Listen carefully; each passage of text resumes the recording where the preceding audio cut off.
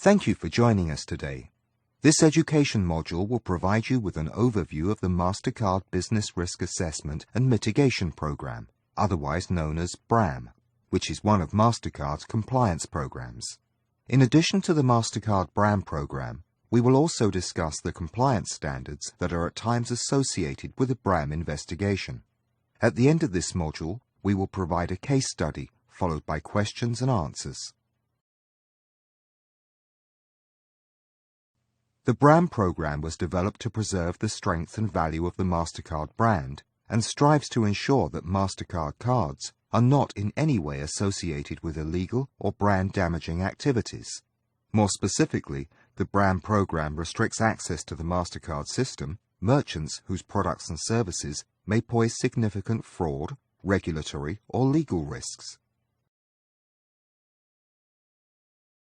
MasterCard is diligent in ensuring that its network is not leveraged for illegal or brand-damaging activities. MasterCard identifies industry trends relating to illegal activity by working closely with global law enforcement agencies, regulators, cardholders, financial institutions, and industry working groups. While the BRAM program is intended to address all illegal and brand-damaging activity, there are certain core categories of illegal activity that have historically fallen within the BRAM program. Although this list is not exhaustive, some of the categories that MasterCard currently includes in its BRAM program are the illegal sale of prescription pharmaceuticals and drugs, the illegal card-not-present sale of tobacco products, images containing non-consensual sexual behavior, non-consensual mutilation of a person or body part, bestiality or exploitation of a child, certain types of gambling, the sale of a product or service that infringes on the copyright or trademark of another party, various other products, including bath salts, K2, modification chips, and Salvia divinorum. MasterCard will periodically add to these categories as it becomes aware of additional types of merchants or transactions that are the focus of law enforcement or regulators. MasterCard receives referrals that its network might be used to facilitate the purchase of an illegal or brand-damaging product or service from various different stakeholders, including law enforcement, cardholders, customers, and rights holders. MasterCard also conducts its own investigations with the assistance of an external web crawler. Upon receiving a referral or becoming aware of a potential violation, MasterCard conducts an investigation of the merchant in question, including a trace message, which is an authorization attempt on the merchant to confirm if a MasterCard product can be accepted. After positive confirmation of acceptance, MasterCard notifies the merchant's acquirer of the potential BRAM violation and other potential MasterCard Rules violations. MasterCard also asks the acquirer to conduct its own investigation and respond to our inquiry. If the acquirer has any questions following their own investigation, they can use this opportunity to contact MasterCard staff and discuss the matter further. If it is confirmed that the merchant has violated MasterCard rules, the acquirer should take prompt action to ensure the merchant ceases the activity. Based on the customer's response, MasterCard decides how to conclude the investigation. MasterCard consider a number of mitigating factors, including, but not limited to, whether the acquirer consistently violates our rules and how quickly the acquirer responds to the notification. There are a number of MasterCard rules that may be associated with a BRAM non-compliance occurrence. We would like to review a few of them with you now. Merchant Category Code. MasterCard requires acquirers to accurately code each of their merchants so that issuers, acquirers, and MasterCard can monitor the merchant's activity. These are known as Merchant Category Codes, or MCCs.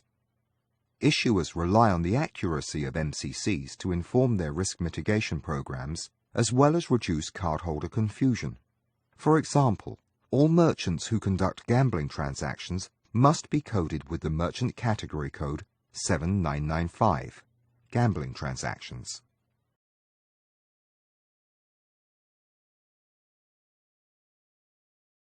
MasterCard Rules require acquirers to ensure that their e-commerce merchants accurately inform cardholders of their merchant names at all points of cardholder interaction on the merchant's website or point of interface.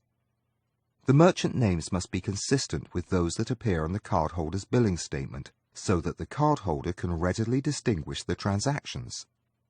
The requirement for the merchant name to match the name presented on the cardholder's billing statement also applies to card-present merchants. This requirement provides transparency into the transaction for all parties involved and also allows the cardholder to more easily dispute the transaction should the need arise. Every MasterCard licensed acquirer must enter into a written merchant agreement with every merchant that is using the MasterCard network. The agreement must reflect the acquirer's primary responsibility for the merchant relationship. This ensures that acquirers are fully aware of the business being conducted and accountable for their merchants' transactions that are being processed via the MasterCard network. Requiring a merchant agreement helps to ensure transparency and prevents inappropriate aggregation. Thank you for your attention. Following is a case study to better illustrate the impact and value of BRAM and related programs.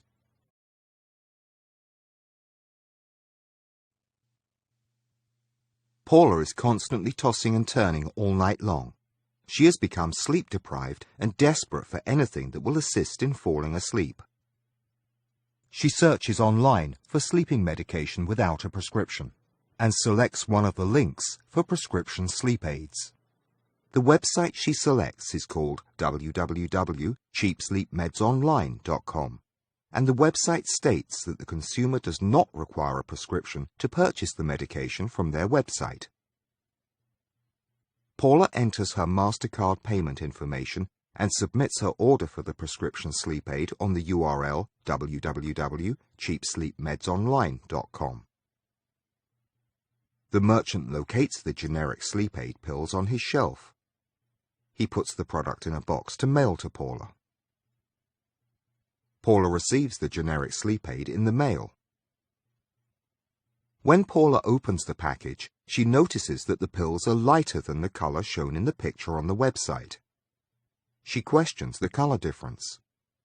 She decides to discard the pills as she realizes they are counterfeit pills. Paula calls her issuing bank to dispute the charge for the counterfeit prescription sleep aid. The customer service rep advises her of a charge for the same amount transacted on the same day under the merchant name Awake, and that the merchant is a candy store. Paula is confused as the website was a pharmaceutical site from which she purchased the prescription sleep aid. The bank advises Paula to call the merchant's 1-800 number. Paula calls the 1-800 number, and the merchant advises that Awake is a third-party processor handling transactions on behalf of www.cheapsleepmedsonline.com. This case study illustrates the possible risks associated with the card-not-present sale of prescription medication, as well as certain actions a cardholder may take if he suspects he received counterfeit medication.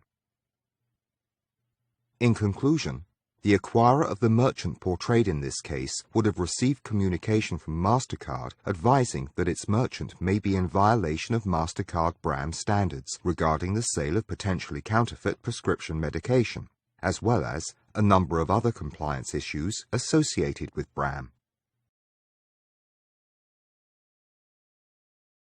As a quick recap, please answer each question to the best of your ability, based on the information that has been provided in the preceding slides.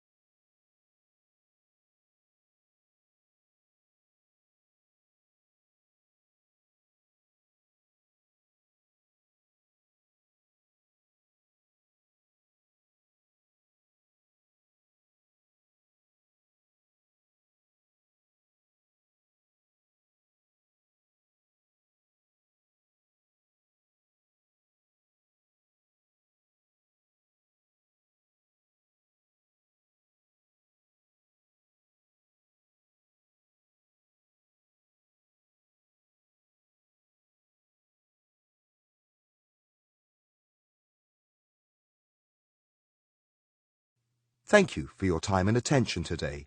Congratulations on completing this education module.